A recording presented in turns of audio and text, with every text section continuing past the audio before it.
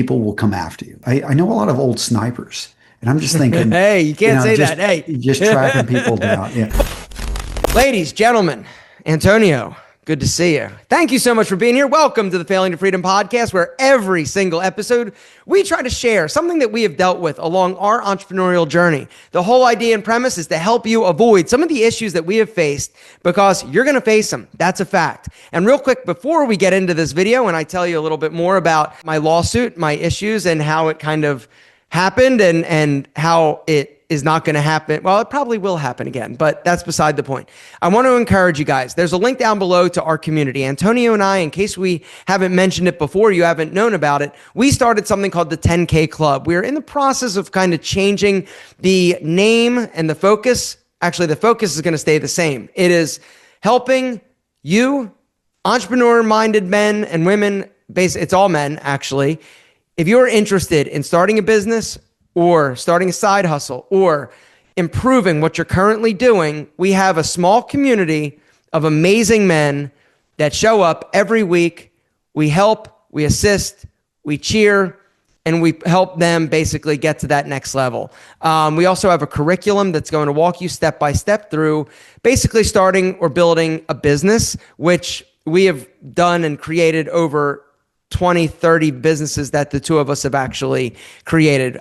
We've got assistance, we've got help, and we've got basically an amazing resource for you if you're interested in joining us and doing something amazing and changing your life. Link below. Antonio, anything to say about the community? No, it's freaking amazing. And get over there before we knock the price up, because it is a steal for what we've put it at. And we did that on purpose. Guys, I have paid $25,000 a year for groups that this is a fraction of that price. I mean, really. And because Aaron and I, we wanted to make it, we genuinely love hanging out, talking with the guys in the group and seeing the progress. We've had multiple guys. I was thinking, Michael, $10,000 a month. He's got that retainer now. Yeah. And this was something he was stuck in a couple key areas.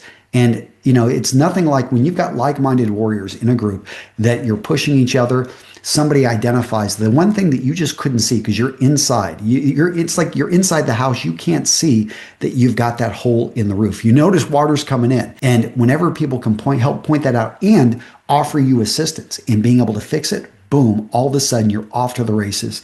But yeah, guys, check out the link in the description. Now, Aaron, we'd love to have you. So let's get over to these lawsuits. Let's talk about it. So one of the things that happened in 2025, and one of the reasons why it was so hard for me professionally and honestly personally, because it's very difficult to separate work from personal life when it comes to entrepreneurship. It's all part of your day. It's all part of your world. Is I got hit with an ADA lawsuit, American Disabilities Access something. What does ADA stand for? American Disabilities Act lawsuit. Basically, there's this whole scam that is out there where there are specific law firms. There are about 45 law firms around the country in the US. Their only game is to go after small businesses.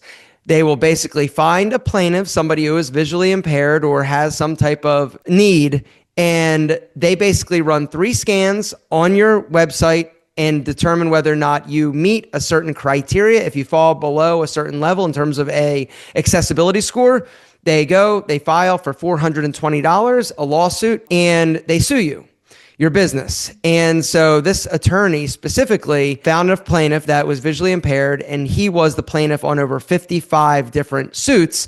The attorney in the past 12 months has filed over 150 lawsuits, and they basically target small businesses. The caveat to this is because everybody in the business world knows about this situation, we all try to protect ourselves. And there are softwares out there that you can basically implement and put on your website that are designed, and their whole goal is to make it accessible. I used a software called Accessiby.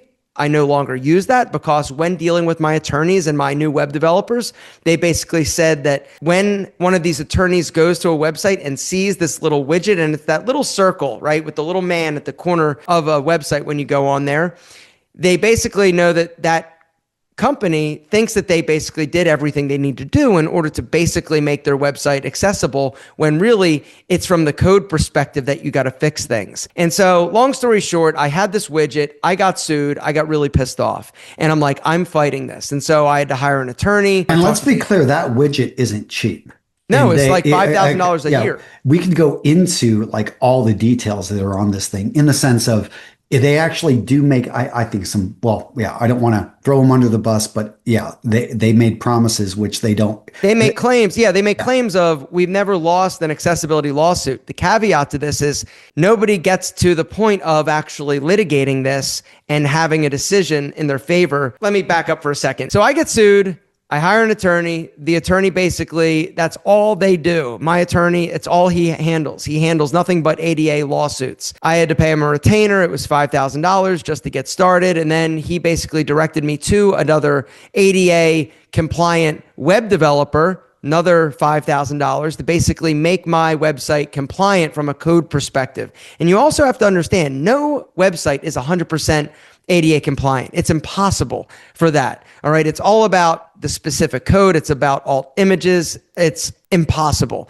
And then you have a very complex website. It literally is impossible. And so the thing that these attorneys know, and basically they find the plaintiff and they will basically say, hey, if you're the plaintiff on this case, we will give you a percentage of what we settle for.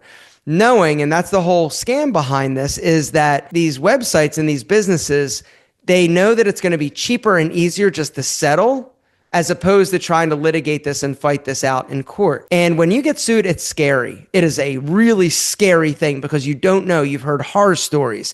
And so for me, I was at the time very, very upset. I was like, okay, this sucks. I'm going to fight it though. I don't care how much it costs. And then I started to think a little bit about what my grandfather said: feed your family, feed your ego. Am I making a dumb decision, or should I just settle this and move forward? Typically, the settlement is going to be between $5,000 to $15,000 in order for this attorney to say, okay, we're going to let this go away and we're going to basically remove it or remove the lawsuit. And so long story short, I was sued and I decided that I was going to basically just take the L and use this as a learning experience. The lawsuit, I can't disclose how much I ended up settling for because that is confidential in the agreement that I settled, but it cost a lot. I mean, just in attorney's fees cost me $15,000. The web developer cost me $5,000. Bare minimum, I was $20,000 into this lawsuit. It was a horrible experience, and it was something that took months, and that was one of the deciding factors of me to settle this and not just fight this until the end of time. It was because of what it was doing to me emotionally. It was devastating.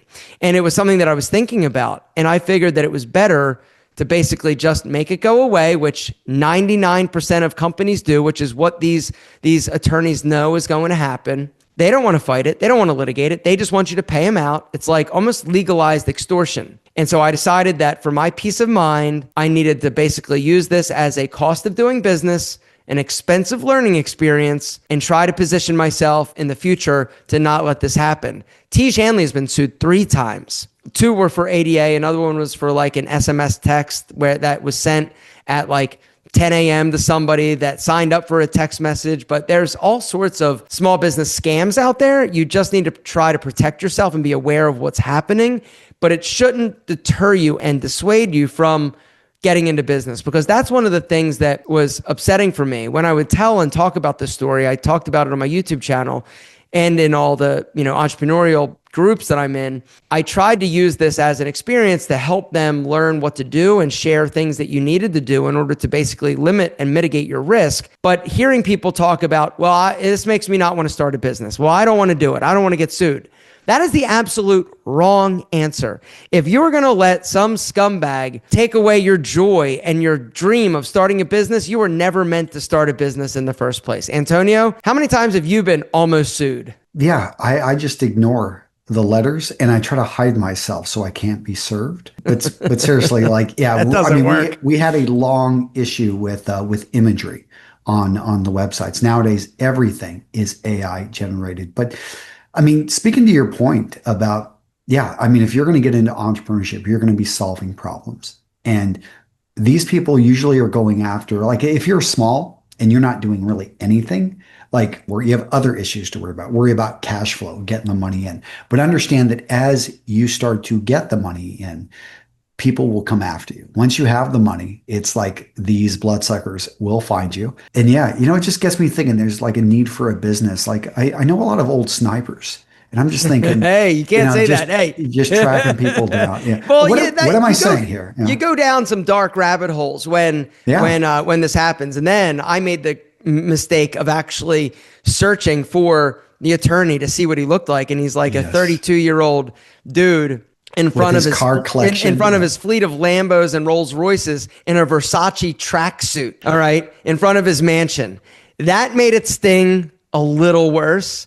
And I went down a super dark rabbit hole. And ultimately, you can't stop bad shit from happening. Understand that there are horrible people out there. What we need, and what hopefully I know for a fact that they are working on some type of reform from a political standpoint. And that's one of the things that is going to help eliminate or greatly reduce the amount of frivolous ADA lawsuits. There's a loophole right now, but they're trying, and there's actually a bill in Congress that they are trying to get support for that will eventually limit this scam from happening, but it's not there yet. And so I'm just hopeful that we'll be able to figure this out, because once you start going after the entrepreneur and the small business owner, because it's the small business owner, we don't have an extra $20,000 to throw at this. We've got to focus on things that move the needle, hiring people, figuring out a product, figuring out marketing, running your business. When you get hit like this, it can absolutely take the wind out of your sail. And it makes sense. Yeah, we've got friends that have gone through this, and it really seems to have,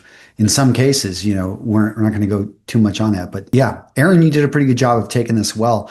But yeah, there's a lot of people I know that they would. I took it. Yeah, I took it well-ish.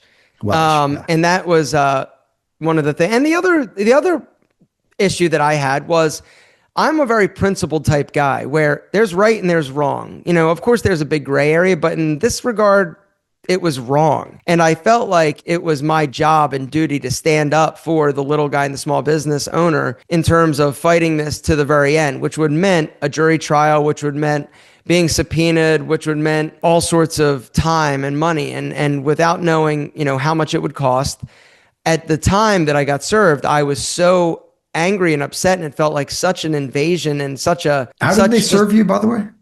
They never served me. They tried to come to my office. I wasn't here. And then if they try one or two times, then they just file it with the Secretary of State. They don't actually need to serve you. I got notified, and the way that I found out about this, that it was coming, was because when you get served, all of a sudden you get all the emails from all the people that want to protect you, or that want to, the attorneys, and there are people that are watching for this. The ADA scam is a huge business. And so a lot of people are making a lot of money. And the other issue is that even though I had an attorney that was defending me, and a web company that all they do is help companies get code ADA compliant so that it passes these scores and these 3-second scans, the reality is that nobody in this whole ecosystem wants it to stop. Because if it stops, then these two people, the defense attorney and the web people, now they're out of work and they're out of business. So the problem is nobody wants it to stop other than the entrepreneur. And so until there is something majorly done at a corporate level or a legal level, we're going to still have this to deal with. But like you said, Antonio, if you're small, they're not paying attention. Once you start to get a little bit of street cred, get a little bit of sales, and start growing, that's when a lot of times these issues arrive. But you just need to protect yourself. If you are working with a web developer, ask him that specific question. How do we make sure that this website is ADA compliant? And if they say, just get this widget or this service, that is not the answer. There are things that they can do in order to make your website as ADA compliant as possible. And it's something that you need to consistently and have them run checks. Every 6 months now, I have this agency that I hired run a check. It cost me $500 to run this check, and they will fix and tweak anything, because as you add things, as you add pages or new SKUs or new things or new images, your website, if you're updating it, it is constantly needing a little bit of attention, and just turning a blind eye or thinking that, oh, I'm not going to get sued again, it is not the answer. You need to be diligent and disciplined in trying to fight this, and realize that there are people that are coming to eat your lunch. Gentlemen, Antonio? That's it, man. Fail into freedom. We will see you guys in the next episode. Subscribe if you haven't. That's it, guys. Take care. Later.